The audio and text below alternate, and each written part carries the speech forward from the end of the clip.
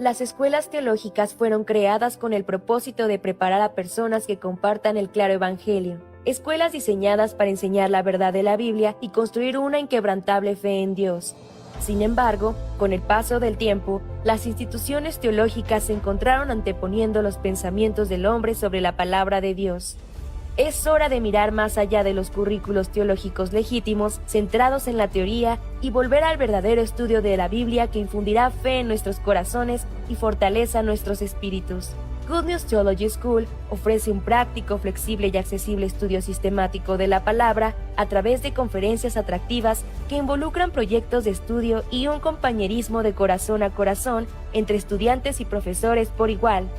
Good News Theology School guía a los futuros siervos del Evangelio aprendiendo a predicar la luz de Jesucristo para aquellos que están atrapados en el pecado y la desesperación. Regístrese hoy mismo y conviértase en un misionero de Cristo sin importar dónde se encuentre.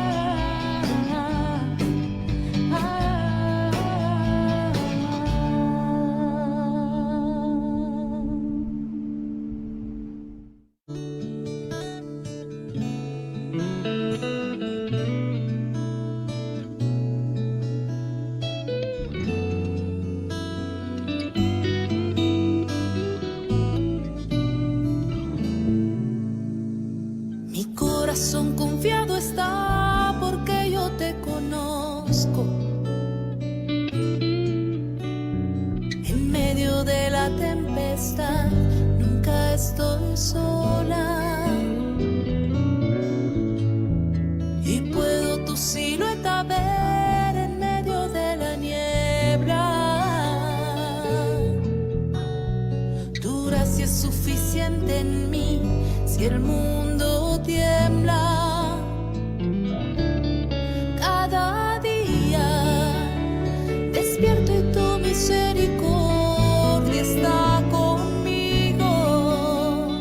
Puedo descansar, tú eres el mismo. Cada día me enseñas a confiar en ti. Con tu palabra mi fe se aumenta más cada mañana. Cada día, cada día, cada día, cada día.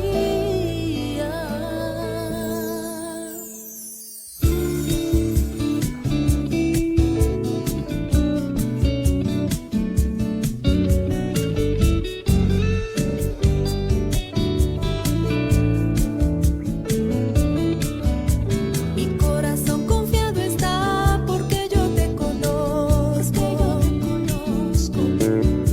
En medio de la tempestad, nunca estoy sola. Y puedo tu silueta ver en medio de la niebla. Tu gracia es suficiente en mí si el mundo tiembla. Cada día despierto y tu misericordia está conmigo. Puedo descansar, tú eres el mismo. Cada día me enseñas a confiar en ti. Con tu palabra mi fe se aumenta más cada mañana. Cada día, cada día, cada día, cada día.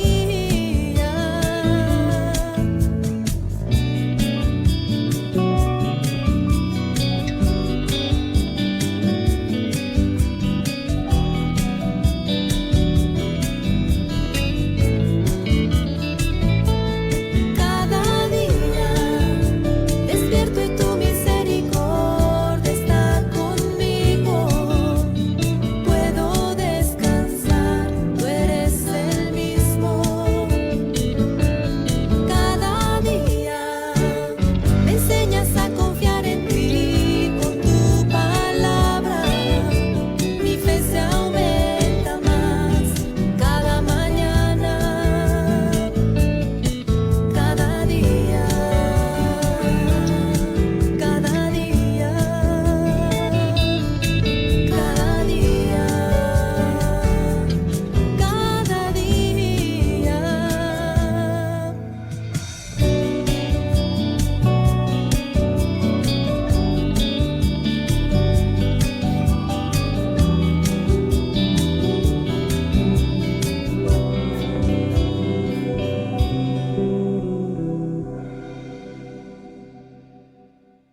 ¿Cómo están? Bienvenidos a esta quinta sesión del Seminario Bíblico, El Origen de la Bendición. Hoy tenemos la oportunidad de encontrarnos una vez más en esta plataforma, poder compartir la palabra, escudriñar las Escrituras a través de este tiempo. Espero que podamos también recibir el corazón de Dios. Antes de comenzar este seminario, vamos a tener el tiempo de la oración. Por eso en esta noche nos acompaña hermano Nelson Torres desde Ecuador. Está con nosotros esta vez. Quisiera pedirle, hermano Nelson, por favor, que pueda orar esta noche por el seminario de hoy. Christopher, buenas noches para todos. Es una gran bendición. Vamos a orar pidiéndole a Dios que obre en esta tarde y noche, que el Señor toque nuestros corazones y que nos abra el entendimiento para poder entender y comprender la santa palabra. Querido y amado Dios, venimos en esta tarde y noche ante su digna presencia, mi Dios, para agradecerle por este nuevo día, por todo lo que nos da, Señor, por la vida, por todo, Señor, por este evangelio que usted nos ha puesto en nuestras vidas, Señor. Gracias por sus siervos que, dirigidos por usted, nos enseñan y nos transmiten, Señor, la verdadera palabra que usted ha dejado desde el comienzo de la fundación del mundo, Señor. Que es, la palabra es una guía para nuestras vidas en todo momento. Gracias le damos, Señor, porque su amor es infinito y su misericordia es grande, Señor, cada día. Gracias, Señor, por permitirme dirigirme a usted, Señor. No estoy digno, pero usted es el Dios que todo lo sabe, todo lo escudriña en nuestros corazones. Gracias, Papito Dios, por en esta tarde, por permitirnos, Señor, reunirnos entre hermanos. Y su santa palabra dice, donde está uno o dos en mi nombre, ahí estaré yo. Y sabemos que usted está en este momento dirigiendo, Señor, todo este evangelio que estamos aprendiendo cada día, Señor. Gracias. Le pido grandes bendiciones para el pastor Osupar, para el pastor Joaquín, para todos los siervos que componen este nuevo ministerio de Misión Buenas Nuevas, Señor. Ayúdenos, Padre, a someternos a usted, a hacer su santa voluntad. Gracias le doy por la vida de cada uno de mis hermanos pastores, todo por que está ahora dirigiendo el evangelista Christopher Muñoz. Señor, derrame muchas bendiciones sobre él y su familia. Y a cada uno de mis hermanos pastores, todos los que nos congregamos por esta plataforma, Señor. Yo ya me he enseñado, Señor, que esta es una linda familia que usted me ha presentado en mi vida, me ha dado, Señor. Y gracias, Señor, por darme, Señor, por darnos este tiempo para aprender cada día y someternos a su santa palabra. En el nombre de nuestro Señor Jesucristo le doy las gracias. Amén. Entonces vamos a comenzar esta quinta sesión del seminario bíblico que comenzó la semana pasada. Hoy ya estamos en la quinta parte, ¿no? Entonces voy a compartir mi pantalla un momento.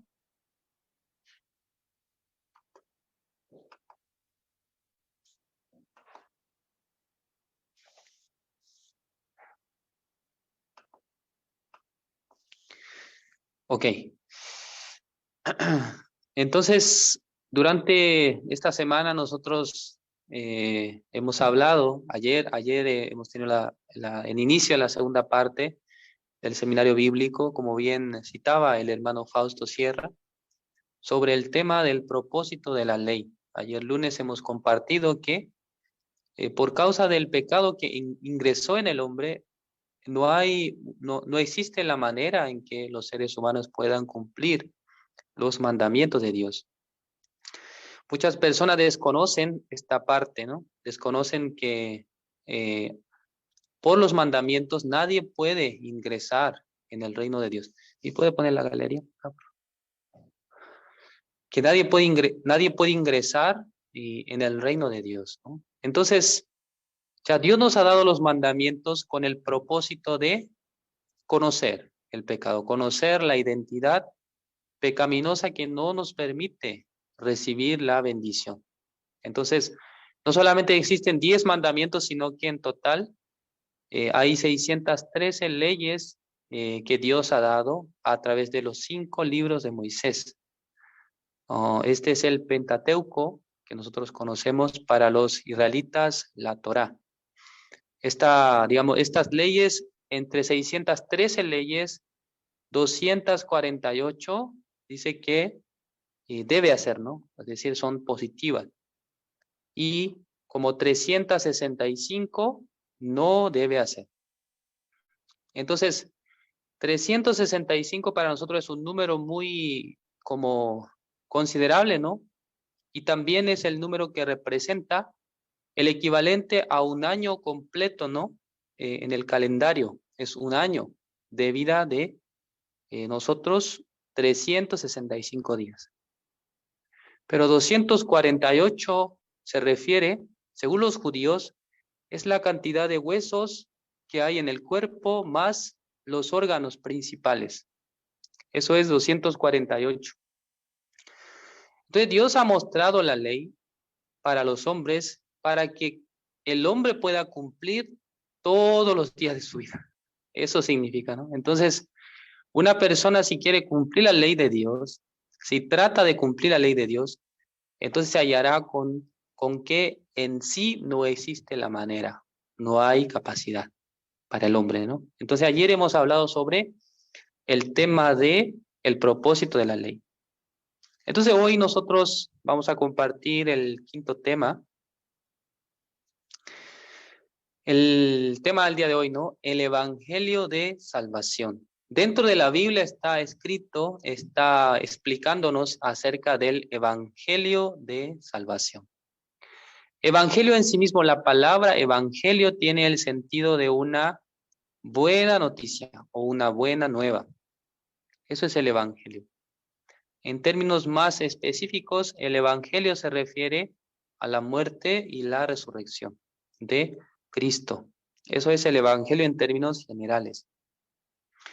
El día de hoy vamos a empezar buscando una palabra en el libro de Romanos, capítulo 10, del versículo 9 al 10. Ya vamos a buscar esta palabra para comenzar en esta noche.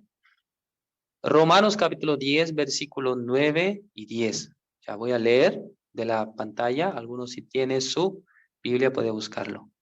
Dice así que si confesares con tu boca que Jesús es el Señor y creyeres en tu corazón que Dios le levantó de los muertos, serás salvo. Porque con el corazón se cree para justicia, pero con la boca se confiesa para salvación. Acá están apareciendo dos verbos, ¿no? Uno es confesar, el otro es creer, ¿sí? Entre dos puntos es muy importante saber el origen de cada palabra, a qué se refiere, porque en estos versículos está escondida la manera en la que una persona puede recibir la salvación exactamente, ¿no? Sin dudar.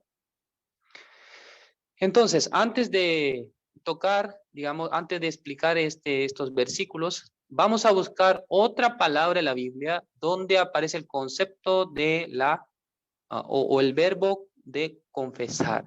En el libro de Primera de Juan, capítulo 1, el versículo 9 aparece un texto muy interesante. Vamos a leer, ¿no? Este versículo. Primera de Juan, capítulo 1, versículo 9 dice así. Si confesamos nuestros pecados, Él es fiel y justo para perdonar nuestros pecados y limpiarnos de toda maldad. O sea, este versículo nosotros tenemos que comprender bien. ¿Por qué la Biblia dice que si uno confiesa su pecado, entonces será perdonado? Eso es un versículo que particularmente no muchas personas llegan a comprender. Porque piensa que en el momento que yo confieso mi pecado, lo que yo hice, en ese momento yo puedo recibir el perdón de mis pecados y también puedo ser limpiado de toda maldad. Pero, ¿qué pasa? Cada palabra tiene su significado, cada palabra tiene el sentido que Dios le ha dado para que nosotros podamos tener la fe correctamente, para que podamos recibir la salvación de manera precisa. Porque alguna persona puede pensar, yo realmente recibí la salvación o no recibí la salvación. Debe tener la certeza, la seguridad. Entonces, esta palabra es muy importante porque muchas personas piensan que al confesar su pecado, en ese momento Dios perdona su pecado. Sí, aparentemente la Biblia está hablando así, pero nosotros tenemos que saber que el confesar el pecado no es que por eso el pecado se perdona, ¿sí? Digamos que al confesar el pecado, la persona reconoce su condición. Yo soy pecador. Se da cuenta, ¿no?, que dentro de su corazón mora el pecado. Por la ley puede darse cuenta que es pecador. Yo viendo la ley me doy cuenta que no puedo cumplir, por eso puedo confesar. Yo soy pecador. Pero en sí, la confesión no puede perdonar el pecado, sino que acá dice, Él es fiel y justo, dice. ¿Quién es fiel y justo? Es Dios. Entonces, el que Dios sea fiel y justo no depende de si nosotros confesamos o no. No tiene relación con eso.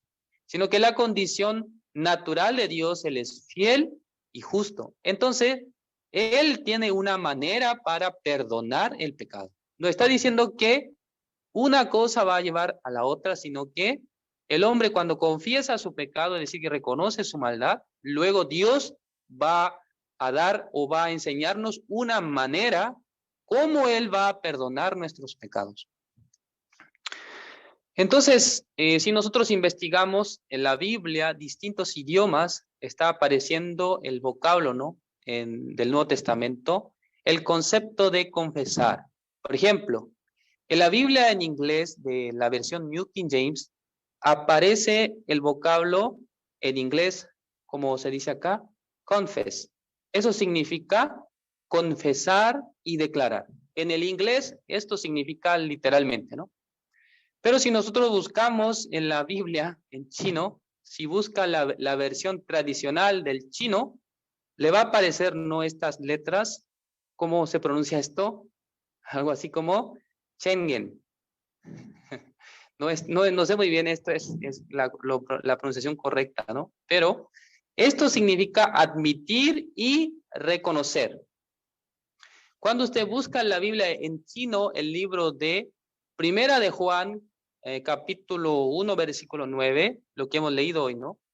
Esa palabra está apareciendo como en el vocabulario en chino, admitir y reconocer. Es decir, que una persona reconoce, admite que es pecador. Yo cometí pecado o hice pecado, entonces en mi corazón ya puedo reconocer, en mi corazón hay maldad. ¿Por qué? Mirando la ley dice que yo no tengo que hacer tal cosa, entonces la ley me dice que si yo cometo ese pecado, entonces yo me hago transgresor de todo. En ese momento reconoce, admite, Señor, yo soy pecador. Y luego en el griego, que es el idioma en el que fue escrito originalmente el Nuevo Testamento, también hay una palabra que se refiere a lo mismo, que digamos, la palabra en griego es homologomen, es la palabra en griego declarar, admitir, reconocer. Entonces la palabra en griego ya está como incluyendo todos los significados. Claro, si usted busca en otros idiomas, tal vez puede que haya otro sinónimo, otro vocabulario que está refiriéndose a ese punto. Pero principalmente el concepto de confesión es declarar. ¿Qué declara? Que soy pecador. ¿Sí? Admite el pecado. En mi corazón mora el pecado, por esa razón soy digno de recibir juicio de Dios. Entonces la confesión se refiere a admitir, declarar que yo soy pecador. Entonces, en el libro de Primera de Juan, capítulo 1, versículo 9, lo que hemos leído hoy, o sea, Dios ha prometido algo, que cuando nosotros admitimos, confesamos, declaramos nuestros pecados, Él nos perdonará, dice, y limpiará de toda maldad. Dios prometió que cuando nosotros confesamos, ya Dios, ya Él de su parte, ¿qué es lo que Dios va a hacer? Va a perdonar, va a limpiar. Pero no está diciendo que por la confesión la persona queda limpia, sino que hay una obra posterior que realiza Dios, es la manera en la que Dios limpia el pecado. No solamente por confesar, sino que hay una obra que Dios ha hecho para que el hombre pueda recibir el perdón de sus pecados. Entonces, un ejemplo, ¿no? Una persona que maneja, ¿no?, por la carretera, debe manejar a una velocidad que depende del sector, le indica, ¿no?, con una especie de letrero, está indicando que a esta velocidad usted tiene que ir, ¿no? ¿Qué pasa si esa persona pasa el límite de velocidad y hay algunos inspectores que están monitoreando la velocidad de los vehículos? Entonces, cuando el auto pasa a una velocidad mayor, en ese momento, ese tipo de infracción implican multas. En el caso de Chile, ¿no? Esta información dice que si una persona, si aumenta la velocidad como 10 kilómetros, es decir, que sobrepasa como sobre la velocidad permitida 10 kilómetros, entonces recibe una multa de 0.5 a 1 UTM. Eso es, en el mes de marzo, esta información, 27.769 pesos, ¿sí? Eso es más o menos $30. Entonces, imagínense, por conducir a exceso de velocidad, una persona tiene que pagar una multa. Y si en el caso que sobrepasa los 20 kilómetros por hora del límite establecido por la ley, en ese momento tiene que pagar hasta 611 mil pesos. Eso es más o menos $180. Entonces, ¿qué pasa? La persona reconoce, ¿no? Reconoce que yo pasé a una velocidad no permitida, es decir, me excedí. Luego, cuando va al tribunal, entonces, en ese momento, él dice que yo reconozco que pasé a una velocidad mayor de la permitida. En ese momento, ¿acaso el tribunal le va a decir, ya, ok, entonces ya usted ya no tiene que pagar ninguna multa? Ya, él en ese lugar no le va a dejar pasar nomás, sino que le va a hacer cumplir conforme a la ley. Entonces, la ley que dice que tiene que pagar la multa, dependiendo de la velocidad, o sea, es decir, cuánta velocidad sobrepasó el nivel permitido. Entonces, de la misma manera, aunque el hombre confiesa su pecado, reconoce, Señor, yo soy pecador, pero en sí hay una paga. Alguien tiene que pagar. Por causa del pecado, tiene que haber una paga, hay un precio por el pecado. De la misma manera, ¿no? Las personas están creyendo que cuando yo confieso mi pecado, y como declaro que yo soy pecador, que yo hice maldad, pero en realidad Dios está diciendo que de esa manera no se perdona el pecado, sino que debe haber digamos, un cobro, un precio por el pecado. Debe pagar. No es solamente por confesar, sino que hay un precio que debe pagar la persona. Entonces, ¿qué pasa? O sea, Dios ha preparado el precio por nuestros pecados. Ya acá en el libro de Primera de Juan, capítulo 3, versículo 5 dice que, y sabéis que Él apareció para quitar nuestros pecados, y no hay pecado en Él. Ya en Cristo Jesús no había pecado, pero dice que Él apareció para quitar nuestros pecados. Cuando nosotros leemos el libro de San Mateo, capítulo 1, versículo 21, dice que, y llamará su nombre Jesús, porque Él salvará a su pueblo de sus pecados. Ya Cristo vino a este mundo, el Señor Jesús vino a este mundo con un propósito, principalmente para quitar nuestros pecados. La razón por la cual el Señor Jesucristo ha venido hasta este mundo, más que todo es quitar el pecado de los hombres, porque por el pecado que nosotros tenemos, no podíamos acceder al reino de Dios, no podíamos obtener la salvación. Por eso Dios preparó una manera, a través de la venida de Cristo, a través de la venida de Jesús, que pueda quitar el pecado de los hombres. Entonces, cuando Jesús vino a este mundo, el principal propósito era quitar nuestros pecados. Y luego, otro concepto, ¿no? En el libro de Hechos, capítulo 3, versículo 19, la primera parte del versículo dice, así que arrepentíos y convertíos, para que sean borrados vuestros pecados. Arrepentíos, ya nosotros hemos hablado antes del concepto del arrepentimiento, ¿no? Entonces, la persona primero no sabe, ¿no?, que es pecador, pero después de ponerse delante de la ley, es un espejo, en ese momento puede darse cuenta que es pecador. cuando se da cuenta de que es pecador, en ese momento puede arrepentirse. Es decir, que mirando su ser tan malo, tan perverso, se da cuenta que no puede y venir y recibir la bendición de Dios por sus obras, sino que necesita recibir la misericordia. Entonces, el arrepentimiento que la Biblia nos habla es acerca de que yo creía que podía servir a Dios, yo creía que podía hacer buenas cosas para Dios. De ese pensamiento tiene que arrepentirse, dejarlo y luego regresar a Dios. Regresar significa que dejar su pensamiento, no tiene que aceptar el pensamiento que estaba surgiendo en sí mismo, al que yo puedo hacer el bien, el que yo puedo cumplir los mandamientos. Este pensamiento debe dejar. Eso es el arrepentimiento. Entonces, cuando viene delante de Dios, ¿Dios qué es lo que hace? Borra, dice, vuestros pecados. Quiere borrar. Porque en el hombre no hay la condición para poder borrar su pecado. Ya, hermanos, nosotros tenemos, ¿no? Cada semana que lavar, ¿no? La ropa. Entonces, ¿qué les parece? Si en el caso que ustedes meten la ropa a la lavadora, pero después de pasar una hora, cuando ustedes la sacan, la ropa está igual de sucia. ¿Esto tendrá sentido? No tiene sentido porque la lavadora tiene que cumplir un proceso, ¿no? Para limpiar, dejar limpia la ropa.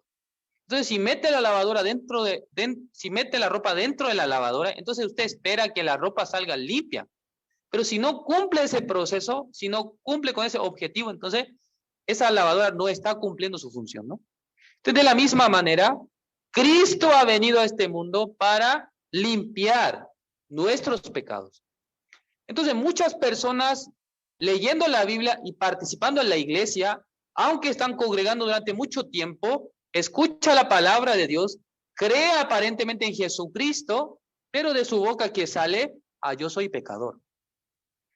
Es decir, que para ellos la muerte del Señor Jesús no es suficiente para lavar, para limpiar sus pecados. Entonces, es equivalente a que cuando yo meto la ropa sucia en la lavadora y luego sale sucia.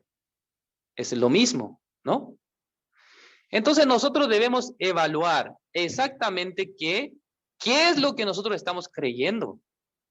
Aparentemente estamos creyendo en Jesús porque estamos llevando una vida piadosa, una vida aparentemente santa, pero en el corazón no se ha manifestado la fe verdadera. Todavía está pensando que si yo me esfuerzo, si yo procuro, si yo intento, en ese momento yo recibiré la salvación. Pero una persona sabia debe darse cuenta de algo. En mí no hay condición para limpiar mis pecados. Por eso yo necesito recibir la gracia de Dios a través de la obra redentora de Cristo Jesús. Entonces, la salvación no es algo que depende de mí. Alguien puede decir, ¿no? Para recibir la salvación es muy difícil, ¿no? Si una persona habla de esa manera, significa que todavía no conoce acerca de la salvación. Porque la salvación en sí no es difícil, es fácil, porque yo no lo hago. La persona no debe hacer nada, sino solamente debería creer lo que Cristo ha hecho. Pero en este punto muchas personas se caen. ¿Cómo yo solamente creyendo en el Señor Jesús, cómo yo solamente aceptando a Jesús, ya soy salvo? ¿Qué pasa? Yo soy una persona que tiene tal vicio, tal problema, tal situación, a mi ambiente familiar, así es. Entonces, ¿cómo yo puedo decir que ya soy justo solo por creer? Me parece que eso es una tontería. No, yo voy a esforzarme, voy a procurar, voy a tratar de hacer lo bueno, ahí recién me voy a sentir justo. Muchas personas piensan así. Pero existen las condiciones para ser salvo. Ya, principalmente dos cosas debemos saber, digamos, recordándonos el versículo que nosotros hemos leído antes, el libro de Romanos capítulo 10, versículos 9 y 10, dos condiciones principales para recibir la salvación. La primera es confesar que Jesús es el Señor. Esto es muy importante, ¿no? No está diciendo confesar sus pecados, ¿no? Sino que debe confesar, en otro sentido, admitir y reconocer el Señor Jesús, o Jesús es el Señor, es dueño de mi vida, es amo. Vamos a buscar una palabra, el libro de San Juan, capítulo 1, el versículo 4. Ya San Juan capítulo 1, versículo 14, disculpe. San Juan capítulo 1, versículo 14 dice, y aquel verbo fue hecho carne y habitó entre nosotros, y vimos su gloria, gloria como del unigénito del Padre, lleno de gracia y de verdad.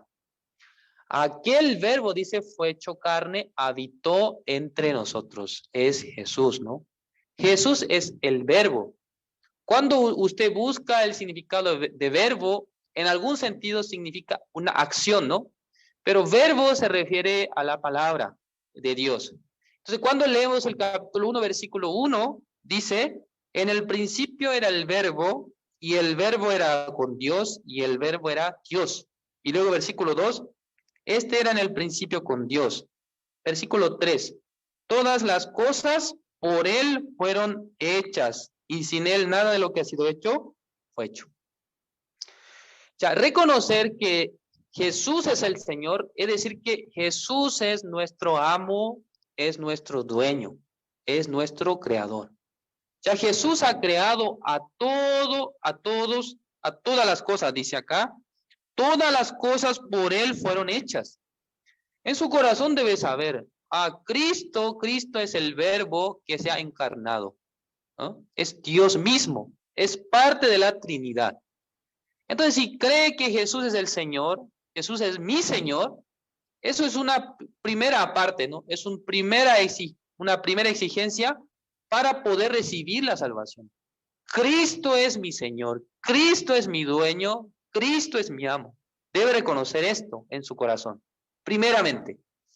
Y segundo, acá aparece algo muy importante, debe creer que Dios levantó de los muertos a Jesús. En otro sentido, debe creer que Cristo murió y luego, pasando 3 días, ha resucitado. Debe creer esto, ¿no? Ya, además, debe considerar, ¿no? ¿Cuál es la razón por la cual Cristo ha muerto o la razón por la cual Cristo ha resucitado? Por ejemplo, en el libro de San Mateo capítulo 28 aparece cuando Jesús resucitó, los guardas romanos. Ellos han visto la resurrección de Jesús. Pero qué interesante, aunque ellos han visto, han presenciado ese momento, pero ellos no han recibido la salvación. ¿Por qué no han recibido la salvación? Aunque ellos estaban en el lugar de la resurrección de Jesús, el lugar donde Jesús ha resucitado, pero ellos no sabían cuál era el significado de la resurrección de Cristo Jesús. Vamos a buscar una palabra, Romanos capítulo 4, el versículo 25. Romanos capítulo 4, el versículo 25. Ya, encontraron Romanos capítulo 4, versículo 25, dice, el cual fue entregado por nuestras transgresiones y resucitado para nuestra justificación. Si en el caso que los soldados romanos hubiesen sabido, los guardias que estaban ahí, que Jesús por medio de su muerte ha muerto por sus pecados y que ha resucitado para su justificación, en ese momento ellos pueden tener la fe. Ah, Señor, gracias, hubiese recibido la salvación. Pero como no tiene el conocimiento de esa palabra, no sabe que la resurrección de Cristo le justifica, entonces queda pecador. No recibe la salvación. Entonces nosotros debemos conocer ese punto, ¿no? Que la muerte de Cristo no ha sido por su pecado, o sea, por el pecado de Él, sino por el pecado de nosotros. Cristo no ha muerto por su pecado, sino que Cristo ha muerto por el pecado de todos nosotros. Entonces, en el libro de Isaías, capítulo 53, versículo 6, que hemos hablado ayer, dice que todos nosotros nos descarriamos como ovejas, cada cual se apartó por su camino, mas Jehová cargó en él el pecado de todos nosotros. Ya, en el mundo estaba el pecado, pero ya Dios ha querido poner el pecado en el cuerpo de Cristo cuando Él ha venido a este mundo. A través del bautismo, a través de la imposición de manos de Juan el Bautista, Dios ha puesto el pecado del mundo en el cuerpo de Jesús, como había prometido a través del libro de Isaías, capítulo 53, versículo 6, que va a cargar en él, dice, el pecado del mundo, en Cristo Jesús. Y luego, en San Juan capítulo 1, 29, al siguiente día, después de que Jesús había sido bautizado por Juan en el Jordán, al siguiente día cuando dice que Jesús venía hacia Juan, él ha hecho una declaración pública. He aquí, el Cordero de Dios que quita el pecado del mundo. Es una declaración pública de Juan el Bautista, para que todos supiesen, para que todos escucharan. Entonces ya Dios ha puesto el pecado en el cuerpo de Cristo. No es que Cristo muere por su pecado. Como aparece en el libro de Isaías capítulo 53, en el versículo 4, 5 dice que ya abatido, dice. Nosotros le tuvimos por abatido, dice. Entonces algunas personas entre los judíos piensan que Jesús es una persona que por su pecado ha muerto. Por lo que él hizo, como un malhechor, murió. Pero la realidad es que Cristo no murió porque él pecó, sino que porque está cargando el pecado de todos nosotros. Es la razón por la cual Cristo tiene que llegar a la cruz. Es la razón por la cual Cristo tenía que padecer en la cruz. Entonces vamos a ver un versículo más. El libro de Primera de Juan, capítulo 2, versículo 2. Ya. Voy a leer. Primera de Juan, capítulo 2, versículo 2 dice: y Él es la propiciación por nuestros pecados, y no solamente por los nuestros, sino también por los de todo el mundo. Aquí una palabra importante, propiciación. Propiciación, en sí la palabra propiciación significa una acción agradable ante Dios. Ya, el sacrificio de Cristo es una acción agradable para Dios. A Dios le agrada que Cristo ya tome el pecado del mundo y luego que muera por el pecado del mundo. Esto es la propiciación por nuestros pecados. A Dios le agrada, ¿no? A Dios le agrada que un hombre, solamente su Hijo amado Jesús, padezca por el pecado de toda la humanidad, en vez de eliminar a toda la humanidad, solamente cargando el pecado en Cristo Jesús, ya a Dios le agrada esto. Por eso esto es la propiciación por nuestros pecados, dice. El libro de Primera de Juan está escrito por el apóstol Juan. Dice, no solamente por los nuestros. Está haciendo una autorreferencia, ¿no? Los nuestros también está refiriéndose a los israelitas, sino que también por los de todo el mundo. No solamente por los nuestros, dice, sino por los de todo el mundo. Está incluyendo a toda la humanidad. Es importante no saber cuál es la definición que la Biblia nos está dando acerca de este mundo o acerca del concepto del mundo. Entonces, principalmente cuando ustedes buscan en el diccionario, dos principales definiciones respecto al mundo. Una es conjunto de todas las cosas que existen de la humanidad. Y segundo, conjunto de todos los seres humanos. El mundo que está declarando la Biblia se refiere todas las personas desde el principio hasta el fin de este mundo. A esto se llama mundo. Es decir, que el tiempo pasado es el tiempo presente hasta el tiempo futuro. Eso es el mundo. Entonces, la presentación que vimos antes, ¿no? Sino también por los de todo el mundo. Ya Cristo ha muerto, ha sido propiciación por los pecados de todo el mundo. Por medio de Cristo, los pecados de todo el mundo han sido perdonados. Dios se ha agradado de esto. Dios le agradó este sacrificio, ¿no? De Cristo. Entonces el mundo está hablando de toda la historia, toda la época de la humanidad. Entonces nosotros tenemos que distinguir. En el tiempo del hombre, nosotros tenemos pasado, presente y futuro. ¿Sí? Por eso hay un punto en la historia que divide, ¿sí? Divide los tiempos entre antes de Cristo, después de Cristo, ¿no? Entonces, si nosotros consideramos el pecado del mundo completamente, tenemos que pensar desde el primer hombre, Adán, hasta hoy y hasta el último hombre. No sé muy bien cuándo será eso. ¿Cuándo van a ser la última persona de este mundo?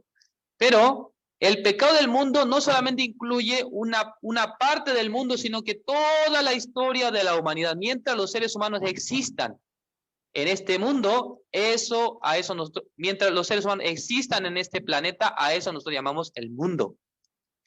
Cristo dice que no solo por nuestros pecados, sino por los pecados de todo el mundo. Entonces nosotros tenemos que identificar el pecado del mundo, es todo el pecado de la humanidad.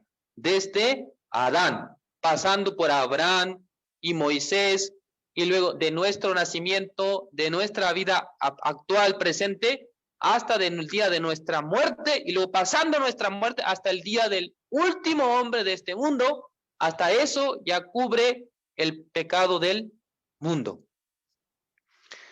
Entonces nuestro Señor Jesucristo, Él ha tenido que padecer, ha tenido que entregar toda su vida en la cruz para morir por nuestros pecados. Hay una razón importante por qué Jesús tenía que morir en la cruz por nuestros pecados. Ya vamos a ver el libro de Primera de Corintios, capítulo 15, el versículo 55 y 56. Ya voy a leer el libro de Primera de Corintios, capítulo 15, versículos 55 y 56. Leo. ¿Dónde está, oh muerte, tu aguijón? ¿Dónde, oh sepulcro, tu victoria? Ya que el aguijón de la muerte es el pecado, y el poder del pecado, la ley. Ya, es muy importante esta palabra porque nos está mencionando que dice que el aguijón de la muerte es el pecado. En otro sentido, lo que está diciendo es, una persona, sea cualquiera su posición social, política, intelectual, no importa eso, si es pastor, si es líder de la iglesia, si es sacerdote, si es el presidente, no importa eso. Lo que está diciendo es que la muerte tiene su aguijón, dice, es el pecado. Entonces, a todas las personas que mueren en este mundo por el pecado, estas personas tienen que ser juzgadas, tienen que ir a la condenación eterna. Pero ¿qué pasa? El Señor Jesucristo, cuando Él ha muerto, ha resucitado, ¿qué es lo que Jesús ha conseguido? Dice, ¿dónde está, oh muerte, tu aguijón? ¿Dónde, oh sepulcro, tu victoria? Es decir, que Cristo Jesús ha triunfado contra la muerte, contra el pecado. A través de la resurrección de Cristo se obtiene la victoria contra la muerte, contra Satanás. Por esa razón Jesús tenía que morir y luego tenía que resucitar para obtener la victoria contra la muerte, contra el pecado, contra Satanás. Y luego, la muerte en sí de Jesucristo implica, ¿no?, también que Él derrame su sangre, ¿no? A través de la muerte del Señor Jesucristo se derrama toda la sangre. Por esa razón, cuando Él estaba un día con los discípulos reunidos en la mesa, ¿no?, para comer, para como realizar la Santa Cena, ya Jesús ha ocupado dos materiales. Uno es el pan y luego la copa de vino. Entonces, cuando Jesús tomó la copa de vino, ¿qué es lo que ha dicho? En el libro de San Mateo, capítulo 26, versículo 27-28, dice así. Y tomando la copa y habiendo dado gracias, les dio diciendo, bebed de ella todos, porque esto es mi sangre del nuevo pacto, que por muchos es derramada para remisión de los pecados. O sea, la sangre de la persona hace remisión por los pecados, dice. En el libro de Levítico, capítulo 17, versículo 11, dice que en la vida del hombre está en la sangre, esta hará expiación, dice, por él. Por la sangre se realiza la expiación del pecado. Y luego en el libro de Hebreos, capítulo 9, versículo 22, también está diciendo que según la ley todo se purifica por la sangre. Si no hay derramamiento de sangre, no se hace remisión. La sangre es un material y presente, ¿no? Es la vida del hombre, está la vida del hombre en la sangre. La sangre es la que permite la remisión de los pecados. Por eso Cristo tenía que derramar su sangre para poder remitir todos los pecados de la humanidad. Y luego, en el libro de San Juan, capítulo 19, versículo 30, Cuando Jesús miró su cuerpo, ¿no? Que estaba todo ensangrentado, ya estaba perdiendo toda la fuerza, hay una palabra, es la sexta palabra que el Señor Jesucristo ha dicho en la cruz. ¿Cuál es? Vamos a buscar San Juan capítulo 19, versículo 30, dice, cuando Jesús hubo tomado el vinagre, dijo, consumado es. Es la palabra, ¿no? Y habiendo inclinado la cabeza, entregó el Espíritu. Entonces, en otra palabra, otro libro de los Evangelios dice que Jesús dijo que en tus manos encomiendo mi espíritu, dice, y así murió, ¿no? Entonces, antes de decir eso, Jesús dice, consumado es. Esta palabra en sí no tiene el sentido, en inglés se dice, it is finished. Está todo terminado, ¿no? En el inglés es, está todo terminado, ya acabó. ¿Qué es lo que acabó? Acabó con el pecado, acabó con la condenación del pecado. Ya nada más que hacer porque yo ya he terminado, he acabado con el pecado a través de mi muerte, el pecado del hombre se terminó. Eso significa consumado es. Y luego, esta palabra consumado es, tiene el origen original en griego, se dice tetelestai. Esta palabra, ¿no? En el griego tiene el significado antiguo. La primera cosa que significa, o cuando se usó este vocablo, cuando una deuda quedaba pagada o cuando un siervo completaba una tarea encomendada por su amo. Es la primera, primera ocasión en la que se utilizaba el concepto tetelestai, que algo ya fue acabado, algo fue terminado. Y segundo, cuando los artistas que al terminar su obra inspeccionaban, digamos, su arte y estaban complacidos por ella, estaban satisfechos. Realmente esta obra que yo hice es maravillosa. En ese momento se ocupaba el concepto tetelestai. Y tercero, cuando los sacerdotes revisaban a los animales de un año, que estuvieran sanos, que estuvieran listos para el sacrificio, es decir, que estaban ya preparados, reunían las condiciones para ser sacrificado, en ese momento también el sacerdote utilizaba la palabra tetelestai. Ya está listo para el sacrificio. Entonces, consumado es significa que ya todo fue acabado, ya Cristo ha terminado la obra redentora en la cruz, también Dios se ha complacido por esta obra. Ya Cristo que muere en la cruz, es decir, que todo el pecado de la humanidad ha sido perdonado, ha sido justificado. Vamos a ver el libro de Hebreos, capítulo 9, versículo 12. Hebreos capítulo 9, versículo 12 dice, y no por sangre de machos cabríos, ni de becerros, sino por su propia sangre, entró una vez para siempre en el lugar santísimo, habiendo obtenido eterna redención, dice. Entonces, esta redención que ha obtenido nuestro Señor Jesucristo, entrando en el lugar santísimo, en el reino celestial, en el tabernáculo celestial, entró una vez para siempre. De una vez para siempre obtuvo una eterna redención. El pecado de todos los hombres del mundo, de toda la humanidad, ha sido perdonado de una vez para siempre. Una vez para siempre, Cristo ha limpiado todos los pecados de los hombres.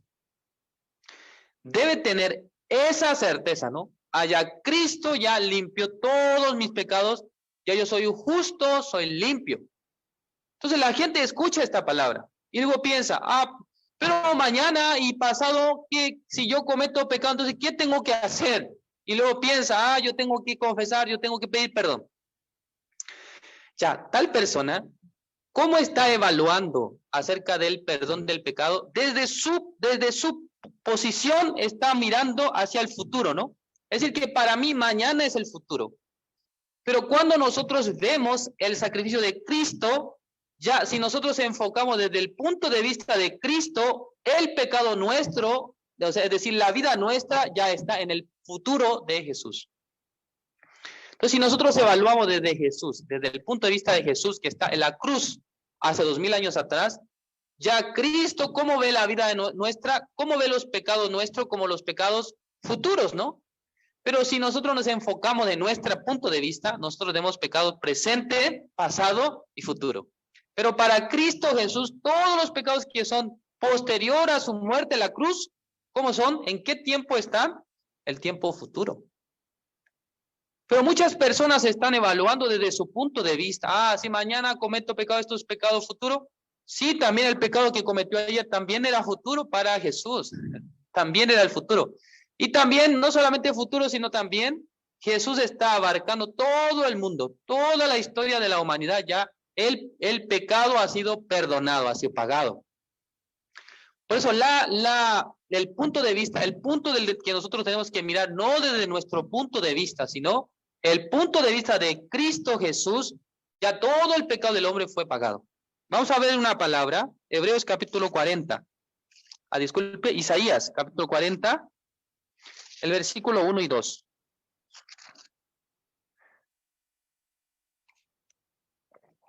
Hebreos capítulo 40, versículo 1 y 2 dice así. Perdón, Isaías. Sí, dije Hebreos, ¿no? Isaías capítulo 40, versículo 1 y 2 dice: Consolaos, consolaos, pueblo mío, dice vuestro Dios. Hablad al corazón de Jerusalén. Decidle a voces que su tiempo es ya cumplido, que su pecado es perdonado, que doble ha recibido de la mano de Jehová por todos sus pecados. Ya nosotros debemos considerar que ya el Señor nos ha dado el perdón de los pecados. Por eso dice que su tiempo es ya cumplido, que su pecado es perdonado. Ya Cristo ya perdonó, ya Dios ya perdonó nuestros pecados a través de la obra redentora de Cristo Jesús. Entonces en el corazón de las personas debe tener la confianza. Cristo ya murió por mis pecados, Cristo ya pagó por mis pecados, entonces soy justo. ¿Hasta cuándo soy justo? Hasta el día de mi muerte yo soy justo. Tengo que creer eso. Pero Satanás, ¿cómo engaña el corazón de las personas? Ya, Satanás le hace creer a los hombres que todavía hay pecado. Por eso acepta este engaño y luego cree en el engaño. Por eso no puede recibir la salvación. No es por falta de capacidad de Dios ni del Señor Jesús, sino que Jesús ya cumplió con todo. Solamente que la persona está recibiendo el engaño de Satanás. Por eso no puede obtener la salvación. Porque está siendo engañado por un pensamiento. No, yo no soy justo, yo soy pecador. Aunque Cristo ya realizó toda la obra, pero todavía se queda en sus pensamientos. Yo soy pecador. Así está viviendo, ¿no?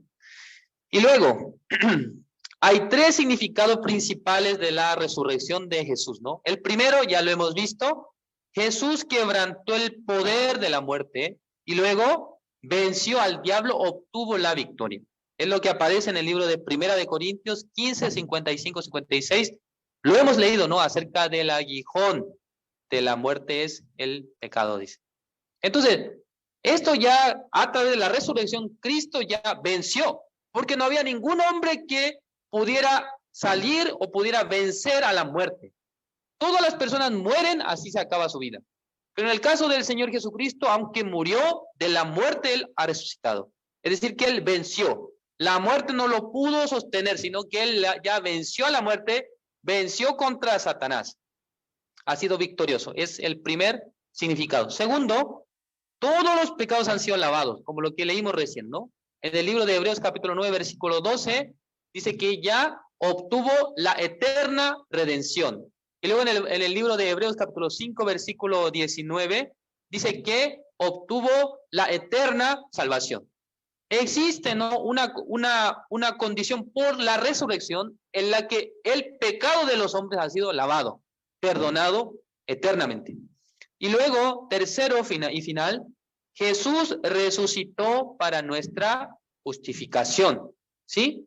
Esto está apareciendo en el libro de Romanos capítulo 4, versículo 25, pero también hace una referencia al libro de Primera de Corintios capítulo 15, versículo 17. Vamos a ver esa palabra. Primera de Corintios capítulo 15, versículo 17. Ya, ¿cómo dice acá? Primera de Corintios capítulo 15, versículo 17. Y si Cristo no resucitó, vuestra fe es vana. Aún estáis en vuestros pecados, dice. ¿Sí?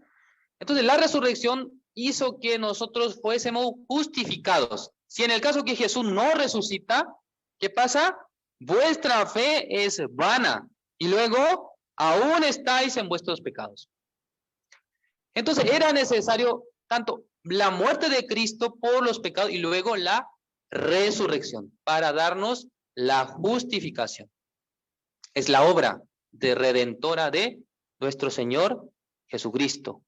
Por esa razón, finalmente, ¿no? Para finalizar el día de hoy, vamos a buscar el libro de Romanos capítulo 8, versículo 33. Romanos capítulo 8, versículo 33. Dice así: ¿quién acusará a los escogidos de Dios? Dios es el que justifica. Amén, ¿no? Dios es el que justifica. Entonces, ¿quién está acusando a los escogidos de Dios? ¿Quién le está indicando como usted es pecador? ¿Quién es el que indica eso? Ese es Satanás.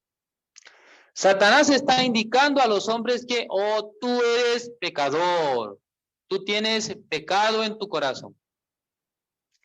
Por esa razón, Satanás siempre está hablando las palabras contra Dios. Nosotros no tenemos que creer en la voz de Satanás, sino que la palabra de Dios, ¿qué es lo que dice? El Señor Jesucristo ha lavado nuestros pecados. El Señor Jesucristo nos ha justificado. Dios dice que ¿quién acusará a los escogidos de Dios? Dios es el que justifica. Ya, ¿cómo el Señor nos justifica? A través de la resurrección de Cristo Jesús. Se produce la justificación de los seres humanos. No es que Dios justifica a los hombres porque han hecho algo bien, sino que por la resurrección de Cristo, la justicia de Dios recae sobre los hombres. Nosotros podemos ser llamados justos, podemos ser llamados santos. Delante de Dios no hay ningún pecado que nosotros tengamos, sino que ya Cristo ha pagado todos nuestros pecados. Eso nosotros debemos creer. Por eso, en conclusión, ¿no? Primero en su corazón debe tener la confianza, debe declarar, confesar, Cristo es mi Señor, Cristo es mi dueño. Y luego, debe creer en su corazón que Cristo ha muerto, que ha resucitado, a través de esa resurrección me ha dado la justificación. De esa manera, perfectamente llega la salvación al corazón de una persona. Exactamente llega la certeza. Yo soy justo, limpio, santo. Así es. De esa manera, ¿no? Finalizamos esta quinta sesión. Gracias por su atención. Vamos a orar para terminar. Dios Padre, Señor, le agradecemos. En esta noche nos ha permitido la quinta sesión de este seminario bíblico, el origen de la bendición. Durante muchos años, Señor, nosotros pensábamos que cuando teníamos un buen comportamiento, cuando vivíamos de manera sincera, de manera correcta, en ese momento ya Dios nos daría su favor, nos daría la bendición. Pero a través de este seminario, poco a poco, vamos descubriendo, primeramente, la identidad de nuestro corazón que estaba apartado de Dios por causa del pecado de Adán. Dios nos ha dado la ley para que nosotros podamos ver nuestro corazón malvado, perverso, y luego nos ha permitido, nos ha enviado a su Hijo amado, nuestro Señor Jesucristo, para poder justificarnos, para limpiarnos, para borrar todos nuestros pecados. Es que ha venido el Señor Jesús a este mundo. Señor, ya la obra del Señor ha sido perfecta para nuestras vidas. Solamente faltaba que nosotros tuviésemos la confianza, tuviéramos la certeza de que el pecado nuestro ya fue lavado, fue perdonado. Espero, Señor, que algunos que todavía tienen duda acerca de la salvación, el perdón del pecado, mañana, en la última sesión de este seminario bíblico, pueda y también confirmar, pueda tener la certeza de la salvación en su corazón. Señor, gracias por este seminario que nos ha permitido hasta hoy. Esperamos, Señor, que usted siga trabajando, no solamente acá, Señor, en Chile, sino también en cada lugar del mundo donde usted está manifestando su voluntad. Principalmente ahora en las ciudades de Estados Unidos, Dios está trabajando a través de su siervo, a través de los pastores, a través del coro. Gracias. Muchas personas están recibiendo el mensaje de la salvación, el mensaje del perdón del pecado. Por eso muchas personas están escuchando esta maravillosa noticia. Esperamos que la gira de la cantata siga avanzando, Señor, y Dios trabaje con poder. Señor, gracias por todo. Oramos en el nombre de nuestro Señor Jesucristo. Amén.